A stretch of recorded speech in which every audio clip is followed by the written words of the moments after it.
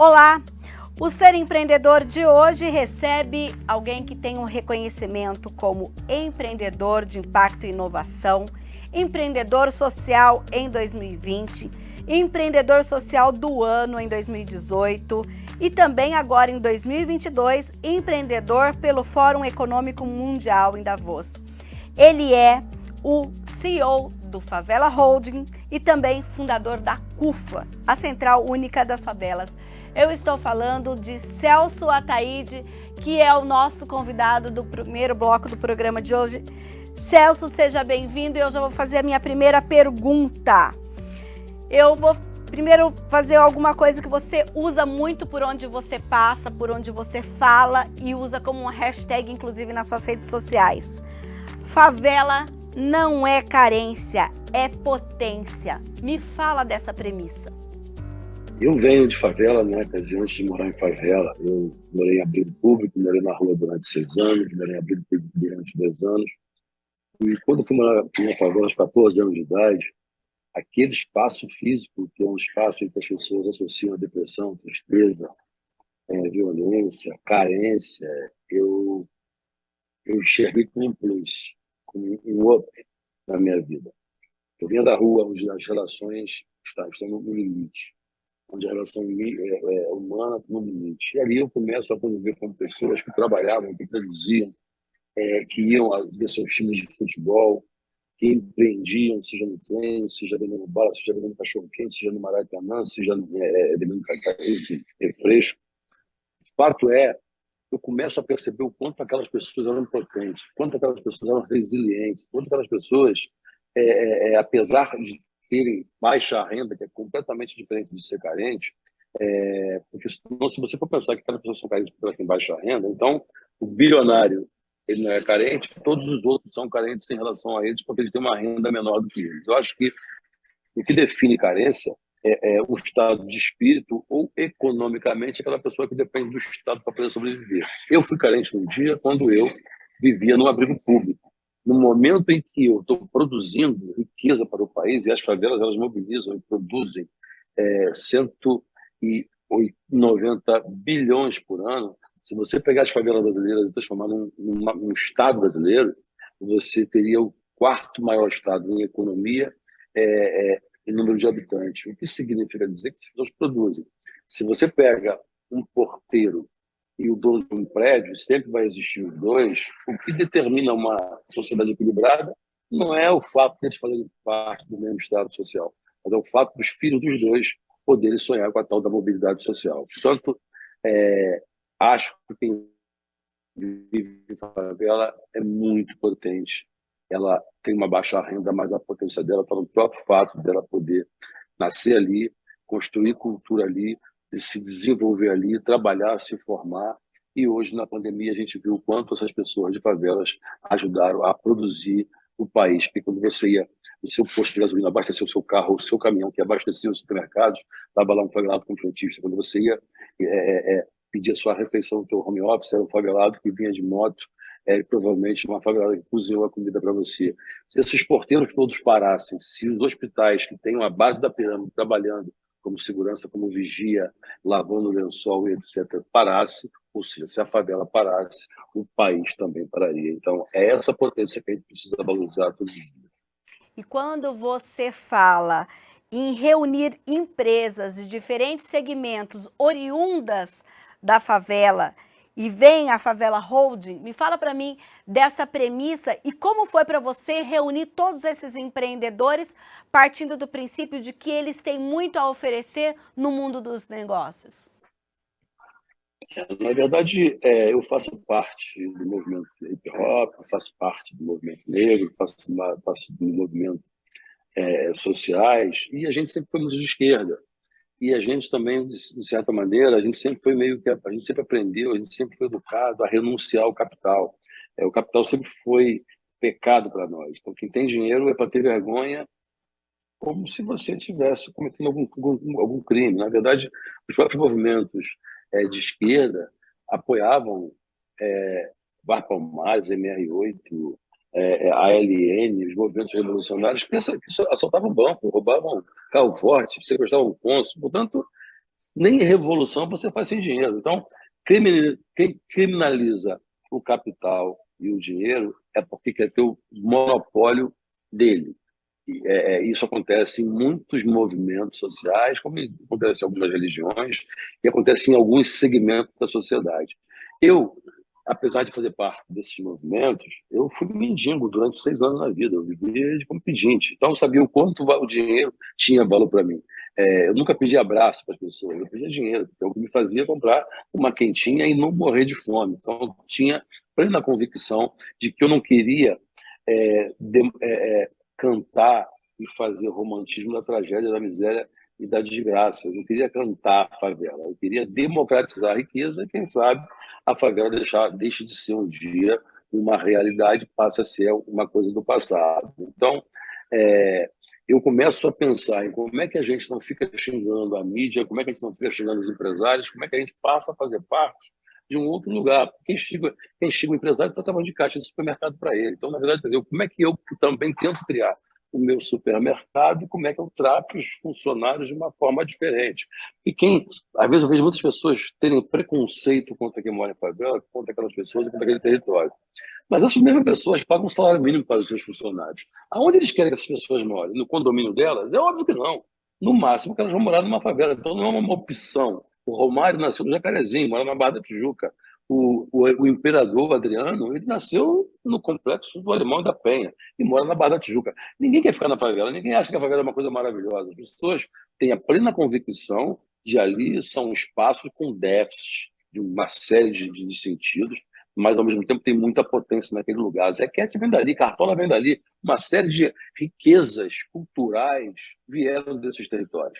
Então, a gente precisa, na verdade, trabalhar para que o país deixe de ter favela, porque a gente não pode se orgulhar disso, que a gente tem um projeto, um programa de habitação e que esse déficit de habitação seja curado, que tem um projeto de segurança pública para que não se permita dar casa para as pessoas e depois deixar milícia e tráfico tomar casa dessas pessoas, e, obviamente, um programa de transporte a ponto de que ninguém sofra, porque sabe que tem que trabalhar e vai durar 3 horas no ônibus e 3 horas para poder voltar. Então, quando eu começo a pensar no empreendedorismo na base da pirâmide, eu estou pensando basicamente em duas coisas. Como é que você abre postos de trabalho fora dos centros, perto da sua casa, e mais do que isso, a forma de você combater a desigualdade e a fome é você gerando emprego e renda para as pessoas. Então, se eu estou falando em criar um grande mar de empreendedores na base da pirâmide, você também está construindo muitos postos de trabalho, porque é uma grande rede de empregabilidade também. E, automaticamente, se você gera riqueza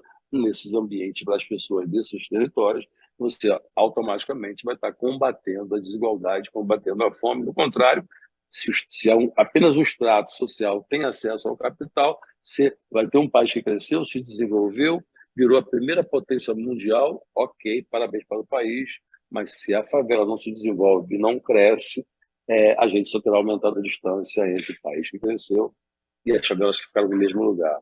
E entre os dois existe uma coisa chamada caos social, que é o que a gente não quer.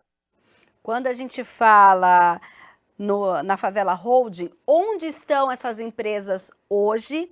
E se vocês têm um planejamento no sentido de expandir para as periferias de vários estados brasileiros, como é isso, Celso?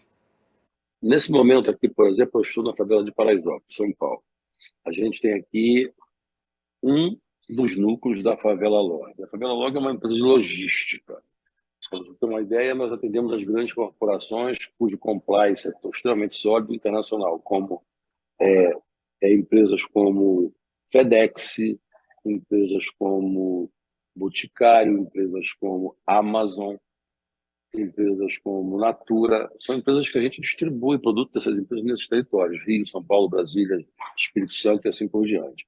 Então, a gente vai expandindo. Nós temos hoje 27 empresas, algumas com muitas outras empresas dentro dela, como, por exemplo, a gente tem uma empresa chamada Vai Voando, que tem mais de 500 agências de viagens. Aqui em Paraisópolis tem 2, em Heliópolis tem 3, tem na Rocinha, tem no país inteiro, que é uma parceria com a Bifly e as empresas aéreas, aonde a gente vende passagem com preço justo para quem vive nas favelas e baixa um pouco a pressão sobre aquelas pessoas que têm medo de andar de avião, não porque o avião pode ter algum problema no ar, não, mas porque elas têm medo de andar de avião por conta do ambiente, em tese, hostil que, que tem naquele espaço, e é um espaço que aquelas pessoas entendem que não foi construído para elas. Então, você às vezes migra socialmente, mas você não migra culturalmente, o que te permite continuar, na verdade, tendo resistência em ocupar alguns espaços físicos por entender que aquele espaço não te pertence. A gente tem, por exemplo, favela, empresas de live marketing, empresas de ações em favelas, como a Taça das Favelas, é uma competição de futebol de favelas, que, por exemplo, a gente tem, em quem faz é a CUFA, e quem produz é uma empresa de live marketing da Favela Road. Então, é uma parceria que a gente tem. A própria empresa a Favela Log é também uma parceria com a CUFA, na medida em que todos os funcionários da Favela Log vêm do cárcere. São ex-apenados em que a CUFA forma, criou um programa chamado Recomeço, que é para as pessoas que querem recomeçar suas vidas e trabalham formalmente nessa empresa, oferecendo essa mão de obra para a Favela Log, que distribui esses produtos e emprega essas pessoas que têm menos chance de se empregar nesse território. Ou seja, são muitas empresas, são vários cases de sucesso que a gente tem, e a expansão de cada um desses negócios vai se dando na medida da necessidade das empresas. Então, se hoje a gente está em mais de 500 agências de viagens em favelas, isso significa dizer que há uma necessidade, na medida que a gente vai também ter musculatura, a gente vai ampliando os nossos negócios. Mas hoje são 27 empresas dos mais diversos setores de marketing, de comunicação, de logística, de passagem aérea, de esporte, enfim, muitos setores. Celso, você é uma pessoa que inspira muita gente, né? Eu não sei se você tem essa dimensão disso, mas quando você chega em determinado lugar que um empreendedor negro chega para você e fala: putz, Celso, não sei se já aconteceu isso, estou supondo. Eu não sei se o meu negócio gira, se o meu negócio roda, eu não sei o que fazer. Como que é o seu trabalho no empoderamento dessa pessoa da favela e falar: olha, nós vamos fazer esse negócio girar, você tem potencial e isso é um bom negócio. Como é esse trabalho? Eu não sei se eu sou a pessoa mais indicada para poder fazer isso, porque muitas vezes eu acho que se eu tivesse que começar tudo de novo, talvez não tivesse o sucesso que a gente tem hoje. Hoje a gente tem empresas fora do Brasil, eu acabei de receber o prêmio na ONU, acabei de receber esse ano o prêmio no Fórum Econômico Mundial, fazendo um discurso final em Davos, como o empreendedor do ano de impacto e inovação, o maior prêmio do mundo. Então, mas será que se eu começasse tudo de novo, será que eu ia ter, na verdade, o mesmo sucesso?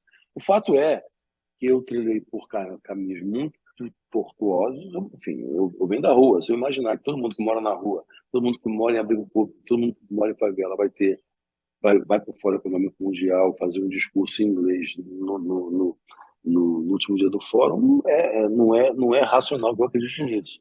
Até porque 1% das pessoas que moram em favela falam inglês, e das quais 3% imaginam que vão conseguir ir na Disney, por exemplo, porque 51% das pessoas no país têm até um salário mínimo. Então, não vai conseguir. Isso é o mundo real. Você só vai sair quando você muda de estrato social.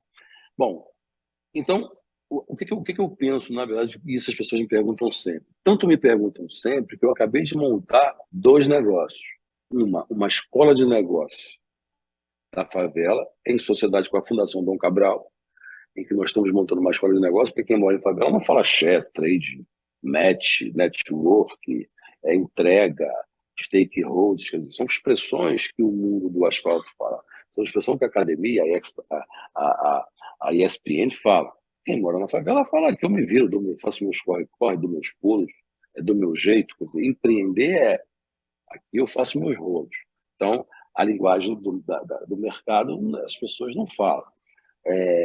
Então, como é que você agir também? E quando você vai para a escola formal, eu nem fui para a escola formal, não me formei nada, mas mesmo as pessoas que vão, como os meus filhos foram, não são, eles não aprendem essas coisas. Então, é como se a gente estivesse sendo formado para ser soldados e os filhos dos bacanas são formados para serem generais.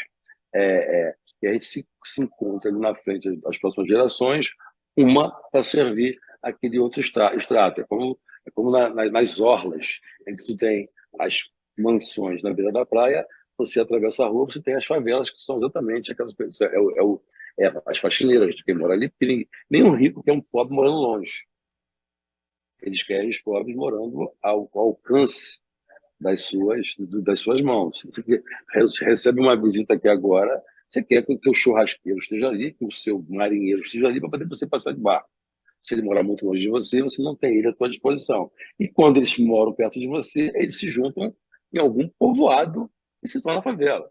E aí eles ficam com ódio daquela, e aí eles ficam com ódio daquela favela, com ódio daquelas pessoas, mas são aquelas pessoas que são a mão de obra delas. Então, é uma grande conjunção na cabeça dessas pessoas. Dito isso, eu não acho que todo mundo tem que ser empreendedor, eu não faço e não eu emprego para todo mundo que seja empreendedor, da mesma forma que quando eu faço a Taça das Favelas, eu não acho que todo mundo vai ser Neymar, vai ser Ronaldinho Gaúcho, nem vai ser o fenômeno.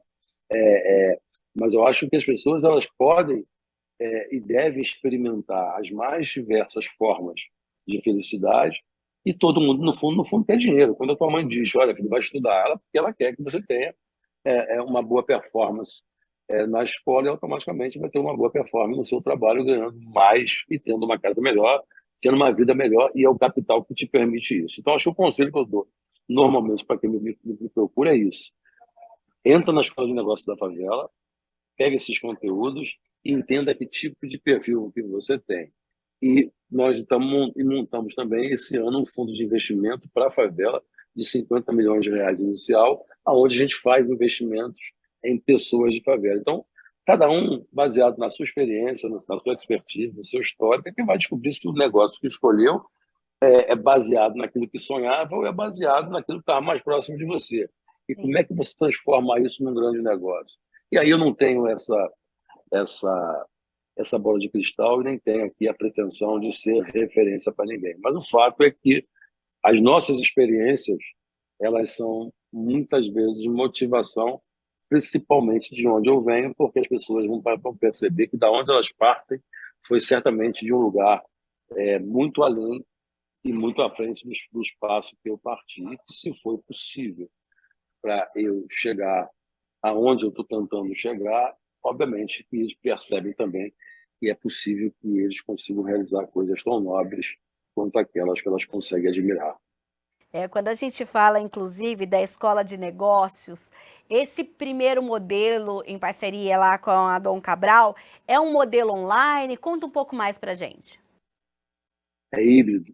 A gente, na verdade, eu não queria fazer online. Quer dizer, embora você tenha hoje os cursos online, eles são mais fáceis, eles são menos caros, são mais acessíveis. Mas eu queria ter espaço físico de referência em ter essas pessoas ocupando espaços que os grandes empresários ocupam. Então, é meio que estratégico também você ter uma parte online, porque você consegue dividir com as suas atividades, mas ir para Minas Gerais ou ir para os centros de formação da Fundação Dom Cabral, que é a maior escola de negócios do país e uma das 9 escolas de negócios do mundo. Então, se é uma escola de referência, onde todos os grandes empresários passam por lá, e onde as mais diversas grandes empresas se reciclam lá, então eu acho que é lá que a favela tem que estar. Eu acho que se ela é referência, tem que ser, então, nesses tipos de lugares que são referências, que também, além de ser algo efetivo, mas também é simbólico para nós ocuparmos esses territórios. Mas os cursos eles são online, uma parte deles, e uma parte desses cursos serão em loco. E quando você fala desse investimento de 50 milhões em negócios, qual é o olhar que vocês têm para que esse investimento seja numa empresa que tem um plano de negócios? Quais são os caminhos para que as pessoas tenham acesso a esse fundo? Existem três modelos de negócio que a gente escolhe, né? A gente escolhe negócios feito por pessoas que moram em favelas, e não negócios para pessoas que fazem coisas para a favela. Se eu resolver criar um fundo de 200 milhões de reais para pessoas de qualquer lugar fazer coisa para as favelas, vai ter um monte de gente que são de fora da favela fazendo coisas para as favelas, e as favelas continuam sendo coadjuvantes do processo delas. Então, e já é assim hoje. A favela é um grande laboratório, o asfalto são os grandes cientistas e os moradores das favelas são os camundongos, sempre recebendo o desdobramento dos processos e projetos e de informações que foram geradas para atender aquelas pessoas. Mas elas não são, na verdade, as geradoras daquela riqueza, são apenas os consumidores dos produtos que o homem do asfalto fez para elas. E o nosso processo enquanto Favela Road é exatamente o contrário. Como é que a gente não apenas consome esses produtos, mas como é que a gente também faz gestão daquilo que a gente tem consumido. Em relação, de forma mais objetiva, que é com relação ao modelo de negócio. ao modelo de negócio, na favela a gente escolhe 3 tipos de modelo de negócio. A gente pensa naquele empreendedor que é um empreendedor por vocação. Aquele que não sabe muito bem para onde é que vai, o que faz, mas a gente percebe que ele tem todos os tinos para poder empreender. Pode se confirmar ou não. A gente tem aquele empreendedor que já começou o seu negócio, mas está muito perdido, que não sabe, que não fez plano de negócio, ele nem sabe o que é isso. Quando você vai fazer um business plan, imagina, não tenho a menor ideia do que seja isso, mas eu estou fazendo o meu negócio aqui e está rolando, porque eu copiei de uma coisa que eu vi na televisão, está dando muito certo, eu tenho habilidade, tenho um network bastante significativo e está rolando. E você tem aquele outro empreendedor da favela que já faz faculdade, que já trabalhou em alguma gerência de alguma empresa, já conhece um pouco mais e está fazendo, já está no momento de escalar esse negócio ou de abrir franquias. Então, a gente olha para esses 3 e vê qual é o momento que cada um deles estão e, a partir dali, a gente vê o que tem sinergia com o que a gente está fazendo para que a gente possa ajudá-lo a seguir a sua trajetória. Mas a escola de negócio ela vem por conta disso também, porque a gente começa a ficar exigindo daquelas pessoas o tipo de comportamento que o mercado tem, quando ali as pessoas não falam nem português, falam favelês, falam seus códigos locais. Sim. E aí você começa a exigir que as pessoas conheçam o mercado. E aí a gente diz, então, precisamos montar uma escola de negócio, que as pessoas possam ter plena convicção em relação àquilo que elas fazem e produzem, tenham uma comunicação também alinhada com a exigência, o grau de exigência do mercado, para que elas possam, na verdade, serem poliglotas, entender como é que funciona na favela, como é que a favela se comporta e fala em relação ao que está sendo produzido, mas também começa a ver como é que o asfalto fala e que tipo de exigência que o asfalto vai ter em relação àquilo que elas estão entregando. Então, na prática, você tem esses 3 perfis de personagens que a gente tem feito investimento, e as pessoas podem entrar no site, inclusive, que é a favelafundos.com.br. Quando a gente pensa, já estamos chegando no final de 2022, 2023, dá para a gente adiantar esse plano de crescimento da Favela Holding? Eu nunca fiz muito plano de crescimento, porque a gente meio que sempre cresceu como um acidente e a gente operava um milagre a cada mês. Sim. Depois a gente começa, na verdade, a ter muitos sócios, ter muitos parceiros do asfalto, e aí tendo que ter vários modelos de gestão, compliance, etc. E aí a gente começa a também falar a linguagem do mercado, porque os sócios exigiam isso, e eu acabo sendo muito mais uma espécie de um conhecedor de favela, um especialista em generalidade, mas os meus sócios conhecendo de cada negócio que eles efetivamente tocam. Mas eu acho que te diria que o nosso grande voo para o próximo ano é continuar expandindo, não ter 500 agências de viagem, especificamente da agência de viagem. Hoje a gente mobiliza um capital de 57 milhões por ano, vendendo passagem aérea. Nosso plano é que a gente consiga fazer, nos próximos 3 anos, R$1 bilhão por ano. Essa é a nossa meta. Então, cada empresa ela vai ter uma meta diferente, faz parte de grupos diferentes, tem mercados e territórios diferentes, apesar de todos eles serem favelas, mas o próprio mercado, quando você tem uma pandemia, o mercado de alimentação não caiu, mas o mercado, por exemplo, de de entretenimento, passagem aérea, viagens, desmoronou. Sim. Então, mas hoje, depois de passada essa grande crise global, ou pelo menos essa baseada na pandemia, a gente imagina que a Hold deve continuar levantando voos, empregando mais gente, construindo mais redes de empregabilidade e empreendedorismo, mas principalmente formando mais gente, inspirando mais pessoas, porque nós não queremos o monopólio do bem. A gente entende que quem quer o monopólio do bem só pode produzir o mal, e quanto mais pessoas a gente conseguir formar, inspirar para que façam nas favelas o que a gente está fazendo, maior vai ser a entrega desses empreendedores para as favelas, e a gente vai ter, na verdade, o nosso resultado não individual, mas o resultado coletivo vai ser as favelas pulsando mais e consolidando aquilo que eu chamo de quarto setor, que é que é que é a gente acabar com esse preconceito que existe contra o lucro da favela, porque a própria favela muitas vezes ela diz: olha, eu faço isso, mas não quero nada. Mesmo ela diz isso para as empresas que estão indo fazer ativação nas favelas. Quer dizer, quem mora na favela não sabe o que é uma ativação. As empresas vão lá, ativam, incorporam suas marcas e usam as ONGs locais e digam: se não vão receber nada, porque vocês são ONGs.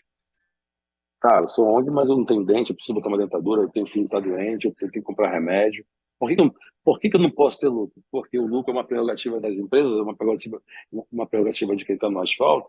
Se eu sou a Viviane Sena, se eu sou grandes artistas que têm dinheiro, ok, eu até posso comprar de graça. Mas como ONG, muitas das vezes você vê a pessoa que tem o marido, que tem lá uma oficina, a pessoa vai dar curso de inglês no final de semana, limpa aquilo tudo, escolinha de futebol, em que você tira dinheiro do seu salário para poder ajudar a comprar chuteira para as crianças que não têm chuteira, e você tira da tua casa, quando é um papel do Estado fazer isso. Então, o que é o quarto setor para nós? É a favela como um todo. O quarto setor é a favela em si. Então, as ONGs são o terceiro setor. Então, só para você entender, só para dar uma resumida do que é o quarto setor, que eu lancei, inclusive, no Fórum Econômico Mundial. Você tem, na verdade, o primeiro setor, que não reconhece a favela, que são os governos, né? Que não reconhece a favela, e que a favela só existe justamente por conta do fato de ela ter sido alijada de todos os processos de emancipação. Então, quem mora ali não mora porque quer, basta ver quanto é que elas ganham, onde elas têm que morar, não é uma opção. E, portanto, elas estão ali ignoradas pelo poder público, que compõe É importante para o poder público, as empresas, sim, os governos, sim, são importantes. Porém, a gente que vive na favela já vive no estado mínimo. O Estado não está presente ali, exceto para dar borrachada nas pessoas com a polícia. É o único braço do Estado, que é a repressão, que está presente ali. Reconheço o Estado, mas reconheço também que a favela só existe por conta dele. Quando você fala do segundo setor, que é o mundo corporativo, são as empresas, o que as empresas fazem pelas favelas? Nada, elas buscam clientes. Mas nem no ISD esse conteúdo da favela está colocado. Então, é importante, mas não o suficiente. E, por fim, o terceiro setor, que são os movimentos sociais, as ONGs, os sindicatos, que criminalizam o lucro, transformam o lucro em pecado, e nós precisamos acabar com isso. Resumidamente, você imagina, por exemplo, se... Então, uma ONG da favela ela não pode ser terceiro setor. Ela tem que ter lucro. Se ela faz uma parceria com o governo do Estado ou com a prefeitura, ela não pode se dar o da lei 86666, em que ela tem que dar uma contrapartida de 10% do recurso que ela tem, porque ela não tem recurso nenhum. Ela precisa receber algum recurso para que ela tenha lucro. E é esse lucro que vai sustentar os filhos das pessoas que estão fazendo as ações sociais. Do contrário, eu monto um curso de inglês para todas as crianças da favela, mas os meus filhos não vão estudar porque eu simplesmente não vou ter dinheiro. Então é importante que o quarto setor seja esse território, tudo que está ali dentro, aonde os empreendedores desses territórios tenham benefícios. Quando eu encontro favelados, se eu vou pegar trem, barca, metrô, ônibus, eu pago imposto para todo mundo. Quando eu vou num jogo de futebol, eu pago imposto para todo mundo. Quando um favelado vai de carro para um shopping center, o imposto dele é igual. Ele não tem uma carteirinha de favelado dizendo: olha, você é da favela, você vai pagar menos. Não, o imposto é igual para todo mundo. A diferença é que parte do imposto que eu pago vai para um determinado lugar. e nenhum imposto vem para a favela para poder fazer saneamento básico e tantas outras necessidades que a favela tem. Então, se esses 180 bilhões de reais que a favela consome viesse para a favela, ela teria muito mais acesso aos benefícios que o Estado viabilizaria. E, por fim, os estados, as cidades viabilizam recursos para as empresas se instalarem nas suas cidades em troca de desenvolvimento. Então, a gente pode criar um grande projeto para o quarto setor, que é como é que você pega os empreendedores desses territórios, como Heliópolis, Paraisópolis, Parque Santo Antônio, Rocinha, Cidade de Deus, Complexo do Alemão, faz uma grande tomada desses territórios e faz um grande acordo. Se é para poder falar de desenvolvimento, então os empreendedores desses territórios deveriam pagar menos impostos ou deveria ser isento de impostos, como uma série de prefeituras fazem com as grandes marcas, para poder desenvolver e empregar pessoas naquele território, para poder exportar seus produtos com uma taxa menor. Mas, na verdade, quem mora naquele território não tem benefício nenhum. Então, se já é um espaço com todos os problemas e anomalias, o Estado, em momento algum, ele se comporta de uma forma em que vai criar alento para aqueles empreendedores para poder empregar mais gente ou para poder melhorar a vida de quem vive naquele território. Então, acho que o quarto setor é esse conceito em que o favelado não se envergonha de ganhar dinheiro. Temos que ganhar dinheiro, sim. É para isso que a gente estuda, é para isso que a gente trabalha. É para isso que a gente tenta se desenvolver. Ou o país e a sociedade divide com a favela toda a riqueza que ela produz, ou vamos continuar dividindo as consequências da miséria que a elite sempre produziu.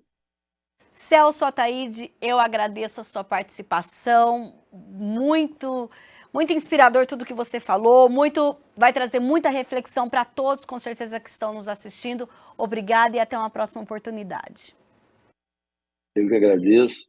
Em breve eu estarei por perto, vou ligar para vocês e quem sabe a gente faz aí pessoalmente, tete a tete. Tá certo, então tá combinado. E você que nos assiste, agora fica com as dicas de livros e filmes sobre empreendedorismo. No próximo bloco tem mais história. Até já!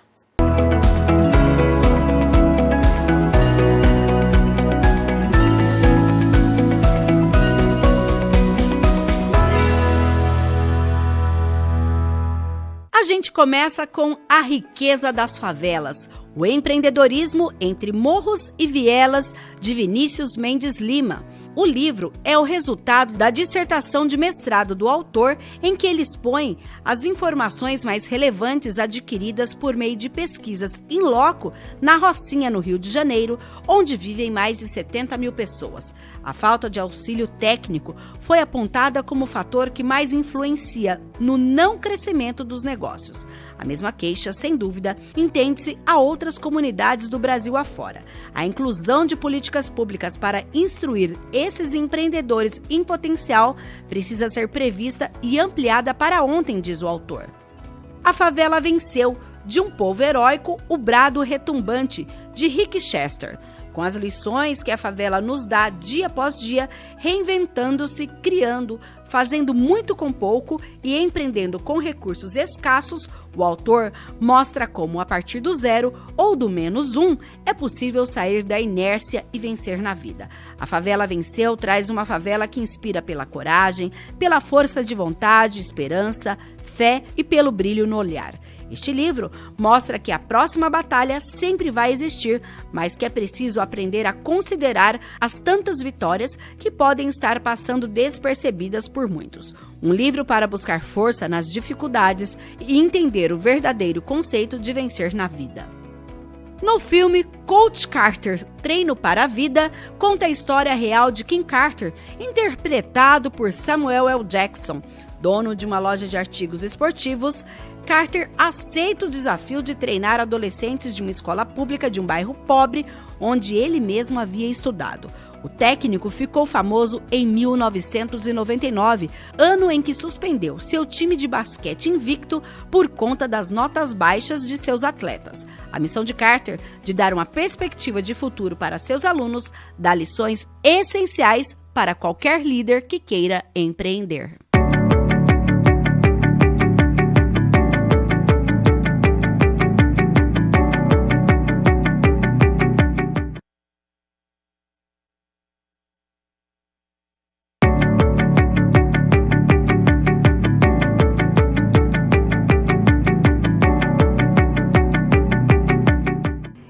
você que acompanhou no primeiro bloco do nosso programa a entrevista com o Celso Ataíde falando da Favela Holding, a gente nessa mesma pegada agora vai falar sobre o Fundo Aguibara, que começou em Campinas em 2020. Nós já entrevistamos inclusive as meninas do fundo aqui, naquele momento mais crítico da pandemia, através de uma plataforma digital.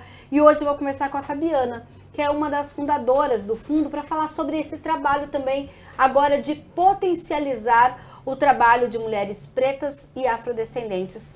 Fabi, conta para nós, lá em 2020 a gente conversou com vocês, existia aí um início de um trabalho, como está hoje esse trabalho que começou em Campinas? Bom, hoje o Fundo Aguibara, a gente começou a atuar, né, a experimentar como que seria atender mulheres do Brasil todos. Então a gente começou a fazer editais, iniciou os editais para testar como que seria essa ampliação. No final do ano, o Aguibara ele conseguiu 3 investimentos, pensando na estrutura, em desenvolver e com foco na estrutura. Então, a partir desses 3 investidores, a gente conseguiu contratar uma equipe com 7 mulheres, a gente conseguiu focar em cada área específica do Aguibara, na área de programas, na área da comunicação, desenvolvimento institucional do Aguibara, pensar a governança, criamos a nossa teoria da mudança, e aí a gente começou definiu, né, afunilou mais o que a gente fazia. E aí a gente conseguiu afunilar mais, entender o que era o nosso propósito, mexemos na nossa missão, né, demos uma arredondada.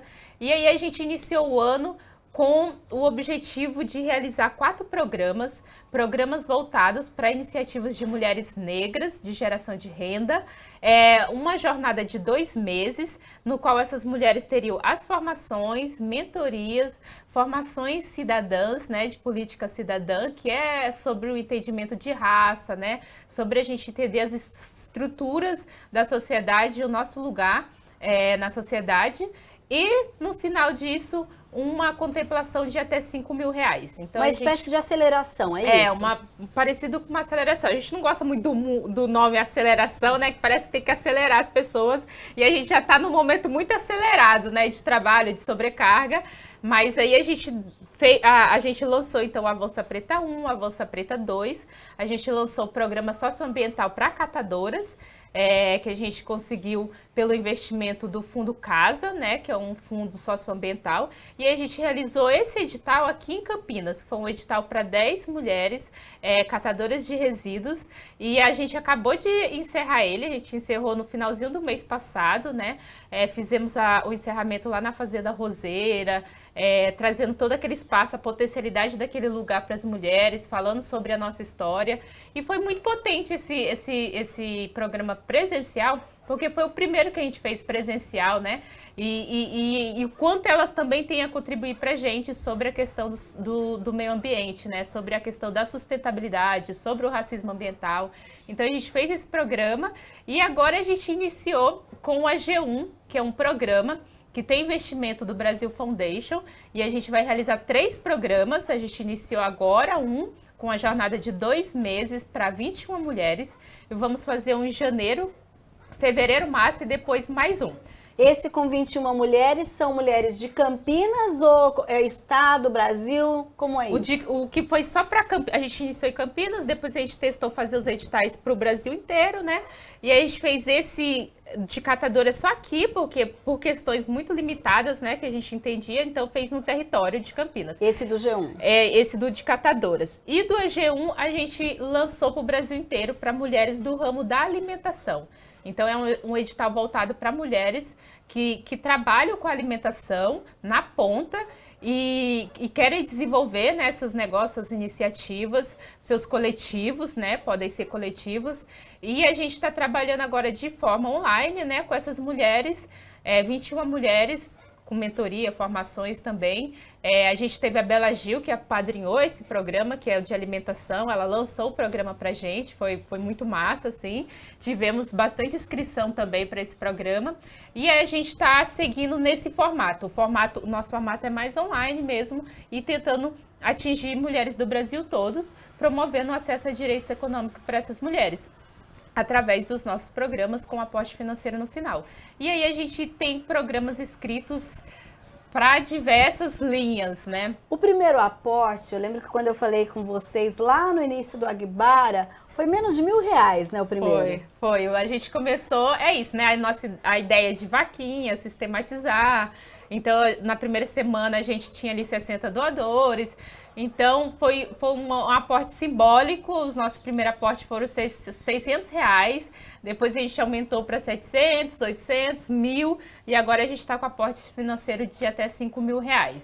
Sim. E antes era separado também as formações, né? Então, as pessoas que faziam a formação não necessariamente ela era contemplada, né? Então, as formações elas eram abertas também para o Brasil todo. As contemplações que era só a nível de Campinas, quando a gente iniciou. E aí depois a gente ampliou isso e aí passou a juntar as duas coisas, né? Tanto aporte como contemplação. Quando vocês passam a mudar o formato, não é mais naquele sistema de vaquinha, uma pessoa física, eu gostei do projeto, eu vou financiar. Aí, através desses editais que você mencionou? Então, quem financiou o Agbara no primeiro ano de existência dele, praticamente, foram as nossas doações de pessoas físicas, né? A gente conquistou uma rede com mais ou menos 280, 290 pessoas doando pra gente, todos os meses, um valor de no mínimo R$20. A gente ainda mantém essa rede, e essa rede foi a que manteve a nossa estrutura, a gente fazendo aporte financeiro e formações durante o ano de 2021. Quando a gente chega em 2022, a gente recebe 3 investidores que falam que vão investir para a gente se estruturar, né? Para a gente conseguir atender essas mulheres. E aí é onde a gente consegue, através das doações das pessoas físicas, mais o investimento para a estrutura, uma equipe para trabalhar 100% focada nisso, a gente consegue promover os programas e consegue aumentar também o número de mulheres contempladas e o valor da contemplação também. Então, a gente falou bastante no primeiro bloco, Fabiana, na entrevista com o Celso Ataíde, dessa questão de desmistificar a ideia de que ele fala muito isso, né? Favela não é carência, favela é potência, então a gente não precisa de pessoas só que façam serviços para a favela. A gente precisa mostrar que a favela também presta serviço e os demais serviços. E como vocês veem no que diz respeito às mulheres, né? Você falou, olha, que vocês já fizeram a questão das catadoras de recicláveis, agora com esse edital para alimentação, e tem outras contempladas nos mais diversos setores. Sim. Como que é isso para vocês? É isso, né? A favela é a base que mantém a estrutura desse país, né? As grandes empresas precisam de trabalhador e os trabalhadores a gente sabe quem que é também, né? As mulheres, é isso, a gente vê as mulheres, a gente luta por equidade racial, né? Então a gente vê as mulheres, a gente quer para as mulheres, principalmente as mulheres negras, que elas acessem os lugares de direito, que elas acessem um lugar de uma gestão, que elas consigam se introduzir no mercado de trabalho, em bons cargos, que elas consigam um salário equiparado ao de um homem que está no mesmo cargo. Então, o objetivo do Agbara é promover acesso a essas mulheres, né? Então, a gente também tem os programas de introdução da mulher no mercado de trabalho, na universidade. A gente está pensando no programa para meninas jovens, né? Quando está iniciando esse momento de chegar, de trabalhar em empresa. Então, é todo um processo que a gente passou, a gente sabe como que foi difícil passar por esse processo, o que poderia ter acontecido, o que faltou, e a gente quer ser esse fortalecimento, a gente quer ser essa ponte para essas mulheres, né? A gente quer promover o que a gente não pôde ter, a gente quer promover, tanto para as meninas jovens, para mulheres novas que estão iniciando na universidade, quanto programas também para mulheres que já saíram do mercado de trabalho, né, foram excluídas do mercado de trabalho e não conseguem mais voltar, que a gente sabe que no Brasil, que quando você tem uma certa idade, você já é considerado velho para o mercado de trabalho, e essas mulheres, elas procuram também a forma de quê? De empreender, vender, ter uma iniciativa, porque elas não são mais inclusas no mercado de trabalho, né? Elas não conseguem ser introduzidas mais. Potencializar isso, porque às vezes elas começam até a vender algo, a fazer algo para vender, no sentido de, vou fazer um bico. Elas precisam entender que não é só um bico, é um negócio. É um negócio. E aí as formações elas vêm para isso também, né, para mostrar que aquele negócio ali pode ser a renda, a sustentação de toda uma família, que às vezes até é, mas ela não vê como aquele um negócio potente às vezes, né?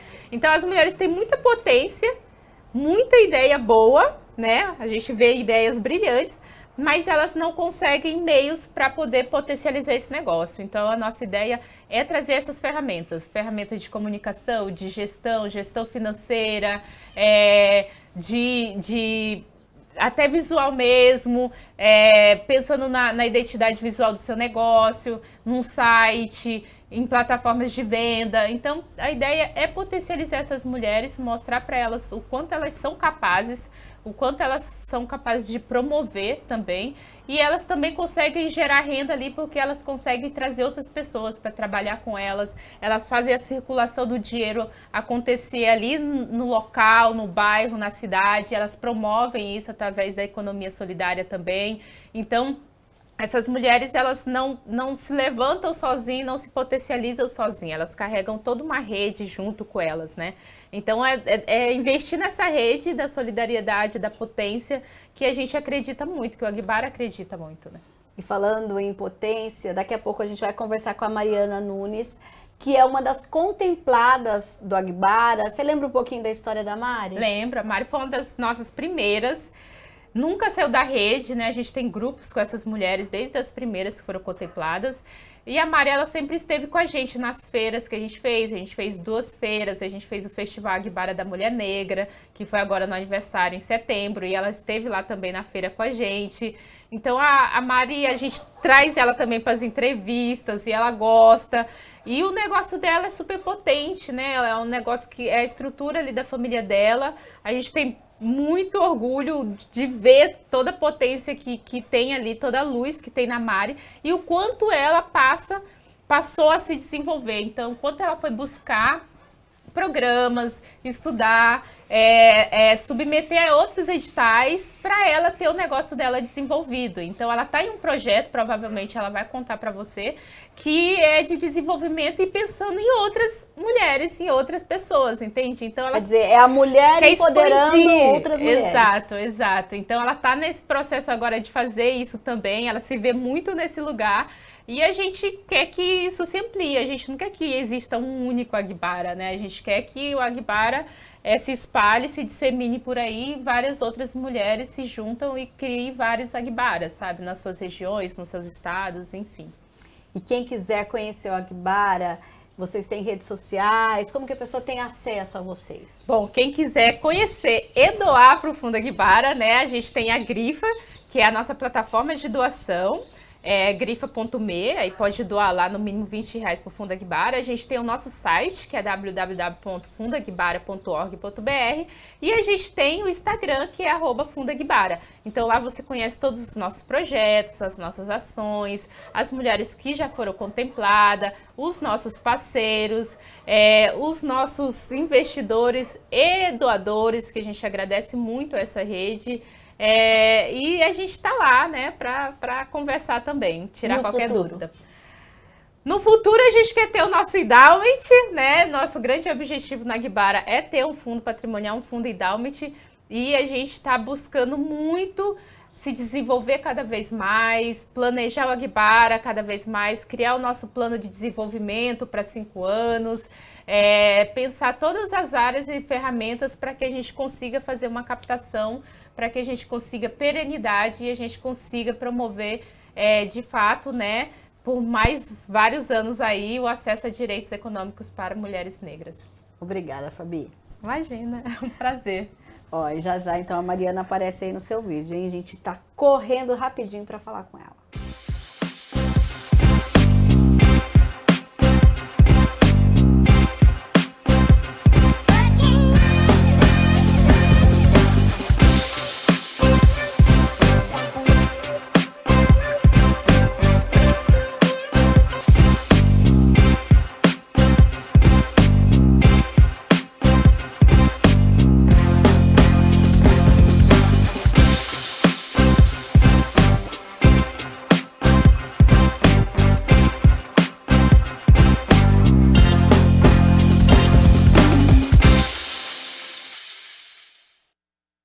Mariana Nunes, empreendedora que foi contemplada pelo Agbara. Antes dela falar dessa contemplação, ela vai falar um pouquinho sobre o que é o negócio dela. Mariana, seja bem-vinda. Me conta, Obrigada. o que é o seu negócio, o que você faz aqui? O meu negócio, ele começou em 2017 com vendas online, né? Eu vendo calçados e acessórios femininos. E em março de 2022 eu resolvi ter um espaço onde eu pudesse fazer um showroom com as minhas clientes, pudesse atendê-las, para elas virem tomar um café comigo e também retirar os produtos que elas fizeram a encomenda nesse meu espaço e também conhecer e ter oportunidade de vê-las presentes, de ver humanamente, né? Não só no online, no ao vivo, né? Então, por isso que eu resolvi ter esse espaço showroom para atendê-las. Você que abriu o seu negócio em 2017, como foi essa questão do Agbara? Como ele apareceu na sua vida? O Agbara, elas apareceram na minha vida em novembro de 2020, onde eu fui uma das primeiras a ser contempladas. Foi no meio da pandemia, e nesse meio da pandemia, onde a gente estava com uma crise enorme, onde a gente não conseguia receber, né? Onde eu não conseguia receber dinheiro, não conseguia ter recurso para poder sustentar minha família, né? Que sou mãe solo. E aí elas vieram com esse valor de R$700, então me ajudou muito. Mas na época, como que você tomou conhecimento que existia um fundo Agbara, que existia todo esse projeto? Como foi isso? Pelas redes sociais. Eu entrei no Instagram, como as minhas vendas são pelo Instagram, eu sou muito de fuçar, e aí eu vi o Agbara, entre e faça a sua inscrição. Entrei, fiz minha inscrição e foi em setembro. Chegou novembro, já fui contemplada, foi super rápido. E foi esse suporte, através desse suporte que elas me deram, que eu tive esse apoio. Eu tive ajuda também com tablet para o meu filho, tive várias capacitações, né? Porque aquele momento, R$700, que foi, né, uma das primeiras contemplações do Agbara, que up que ele deu no seu negócio, além de, claro, a capacitação. Elas, na verdade, me ajudaram a comprar, porque eu estava sem capital de giro, então foi aonde eu consegui um capital de giro para poder comprar os produtos para as minhas clientes, para poder vender os calçados, sacolas, itens, né? Naquela vez também elas até perguntaram o que faltava para mim, então o que faltava mesmo era o capital de giro, então esse foi o up, né? Para trazer também mais clientes. Captei mais clientes através desse valor também. E como foi a capacitação, a formação? Tive várias formações. Inclusive, eu tive uma formação com uma empresa, Insecta Choice, né? Que é lá de São Paulo. Ela me deu uma capacitação, uma mentoria, um suporte, né? Onde eu pudesse selecionar, onde eu pudesse trabalhar melhor na escolha, no meu cliente, nos modelos de calçados e acessórios.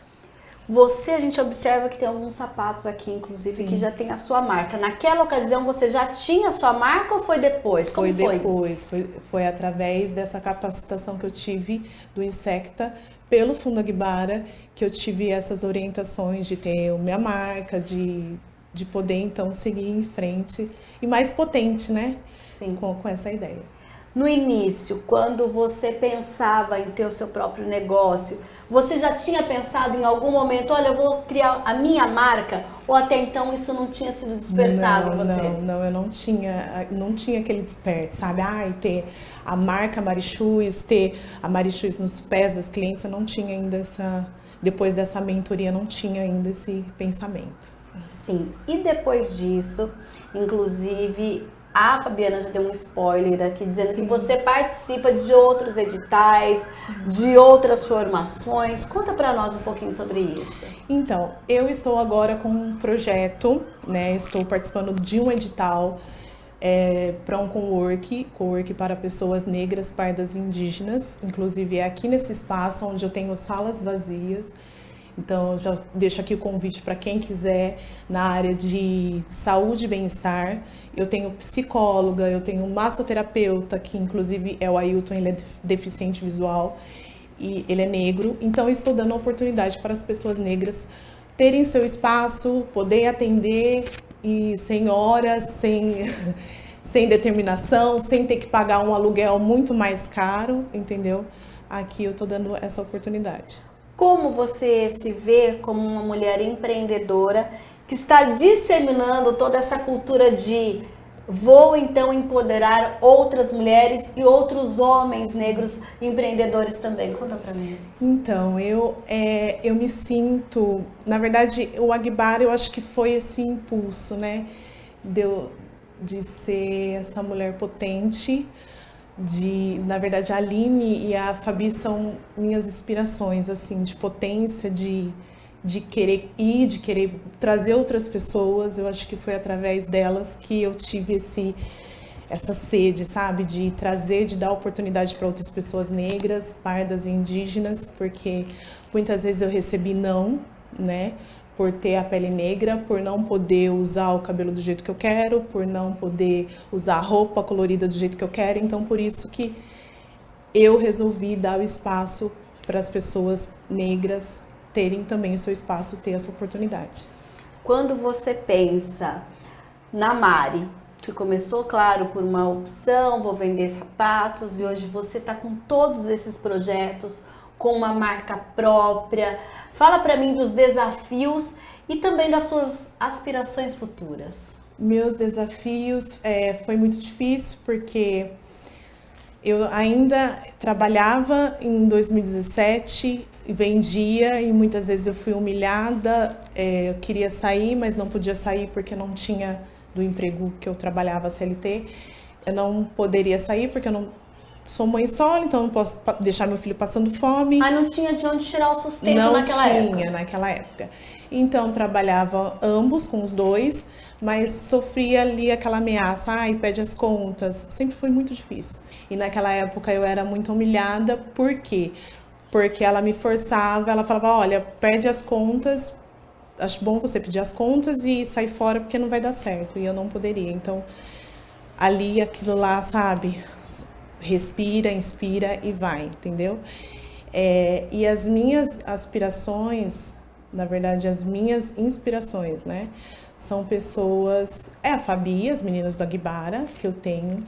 Tenho também a Adriana da Feira Preta, que é a minha inspiração total, que eu acho que é ídola. Eu acho que é só. Agora, quando eu falo das aspirações, o que você quer para o seu futuro, para o futuro do seu negócio? Para o futuro do meu negócio. Eu quero ser conhecida, reconhecida, eu quero ter muita gente preta aqui no meu espaço, eu quero ter gente entrando e saindo. Hoje está vazio, mas eu quero ter um monte de gente, é isso que eu quero. Quero crescer, quero ser conhecida mundialmente. E como você vê hoje essa questão de nós termos... Você está participando de um programa que a gente já conversou, por exemplo, no primeiro bloco, com o Celso Ataíde da Favela Road, que fala justamente do empoderamento do povo preto da favela, das pessoas que têm potência. Sim. E você foi acreditada pelo Fundo Agbara como uma mulher negra potencialmente que pode desenvolver, tanto que você está desenvolvendo em todos esses projetos. Como que você vê isso? Nossa, eu fico muito feliz. Eu fico muito feliz e isso me dá mais força para poder seguir em frente, não desanimar, né? E trazer outras pessoas também junto comigo. Durante a nossa entrevista, você falou bastante da sua preocupação em sustentar o seu filho por ser mãe solo, o que é a realidade em muitos lares brasileiros, né? Sim. Hoje, com o seu negócio, feito um planejamento, uma nova visão que você tem, hoje você consegue plenamente fazer isso? Consigo. Hoje eu pago a escola do meu filho com o meu sustento. Não tenho minha casa ainda, mas calma, vou ter, está nos meus planejamentos. Mas tenho uma vida, graças a Deus, hoje estabilizada. Não estou passando fome. O que você diria, então, para as mulheres que estão nos assistindo e que tem um sonho, às vezes tem um negócio começando, mas fala, eu não sei se isso vai dar certo ou não. O que você diria para essa mulher, para essas pessoas que estão nos assistindo? Olha, mano, eu diria para você não desistir do teu sonho. Pode ser que demore anos, igual eu comecei bem antes de 2017. Tô aqui, né, com esses projetos, então eu peço para você não desistir. Quando a gente tem um sonho, a gente tem que ir à luta desse sonho e não desistir. O que você diria para as pessoas no que diz respeito à procura de um apoio como o Fundo Aguibara para potencializar o negócio de quem está nos assistindo? Sim, o que eu peço é que vocês procurem ajuda. As meninas do Aguibara, elas estão aí para dar força, para dar apoio. Eu sou uma das contempladas, eu sou exemplo de que o negócio pode acontecer, de que o negócio pode fluir, mas vocês precisam procurar esse tipo de ajuda. E acreditar em si mesmo. E acreditar em si mesmo, acreditar no seu sonho, acreditar que vai acontecer, que vai gerar o seu sonho um dia. Obrigada, Mari. Obrigada a vocês. E assim a gente encerra o Ser Empreendedor de hoje. Lembrando que você pode ir lá no youtube.com/TV Câmara Campinas, na playlist do nosso programa, encontrar várias histórias inspiradoras como a da Mariana. Até um próximo programa. Tchau!